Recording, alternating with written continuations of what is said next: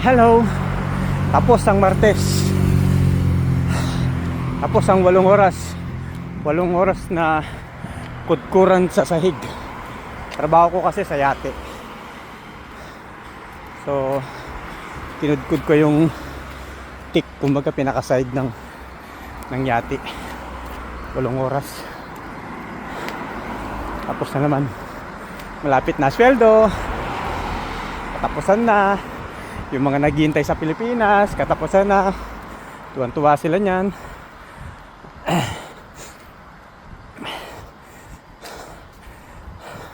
Kung sino yung magpapadala, si Papa, mga Papa dyan, mga Mama, mga Kuya, mga Ate, mga Pinsan.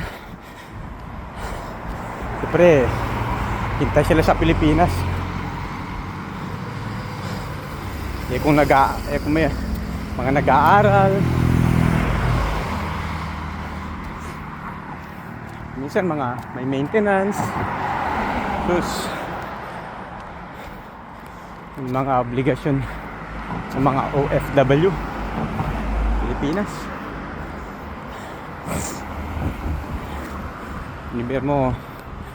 Binibiro nyo 24 anyos pa lang ako, nakarating na ako ng Italy. Ngayon 50 anyos na ako.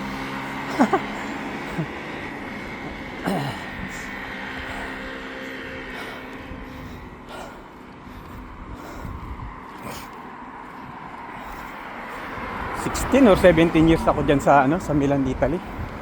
So 9 years yan. 9 years dyan, nasayang. Kasi nung bagong dating ako dyan, 3 buwan o 4, nagpa-part-time lang ako.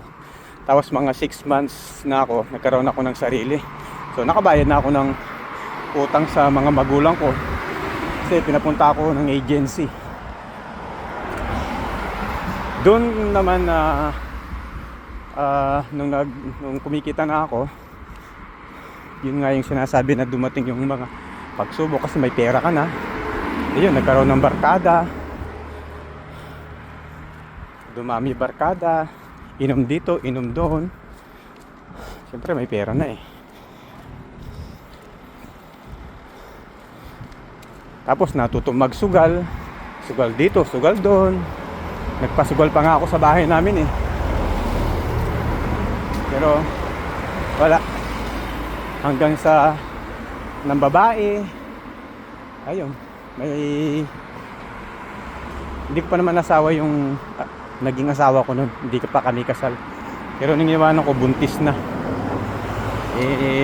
Nagkaroon ng babae sa Milan. Nakabuntis ulit ako. Nagkaroon ng 2 anak. Kaya napabayaan ko yung naging misis ko sa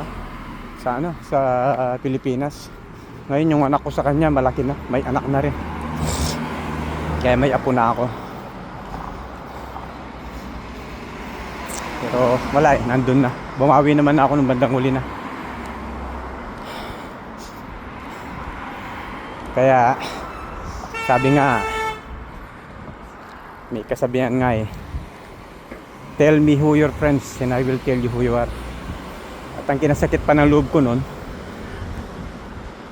pag may sakit ka, wala, mag-isa ka lang. Walang mangungumusta sa'yo. May mangungumusta, pre, may laro ba dyan sa inyo? Ayun. Tapos nung nawalan ako ng trabaho, nanghiram ako 20 euro. Naalala ko 20 euro ha. Walang nagpahiram sa akin. Kaya ayun.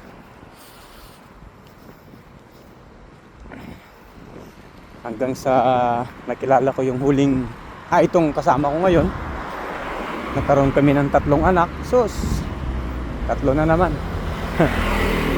Nagpalipat-lipat ako from Milan, nagpunta ako ng Torino, tapos Torino, Cuneo, trabaho ng konti, tapos wala na naman. Nalulung din ako sa online sabong.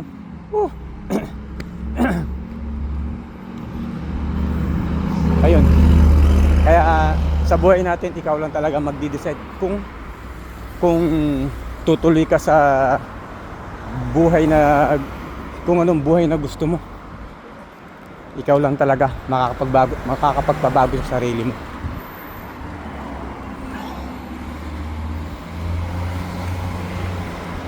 Kaya yung mga bata-bata pa dyan, mga OFW, saan mang lupalop ng mundo, hindi bawal lang mag-jamming,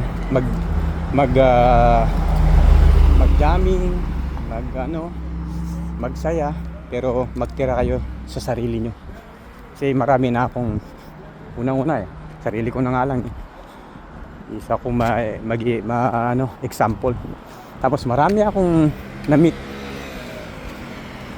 iba-ibang sitwasyon sa buhay, pero marami ang failed.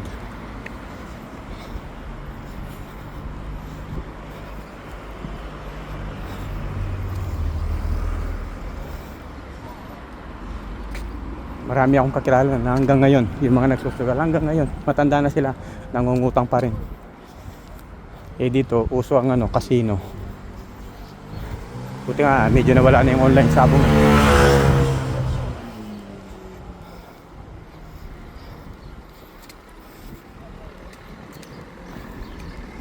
So ngayon, dito ako sa France.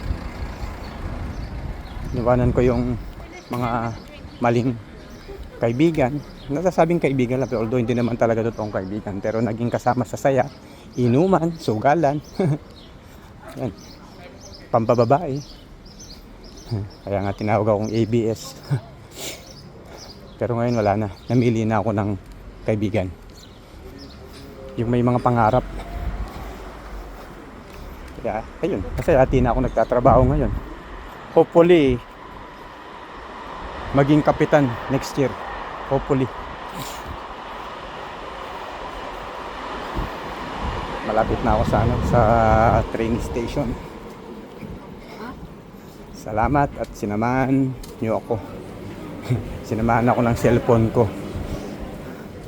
Malayo-layo rin yung nilalakad ko. Hindi tanggal ang stress ko.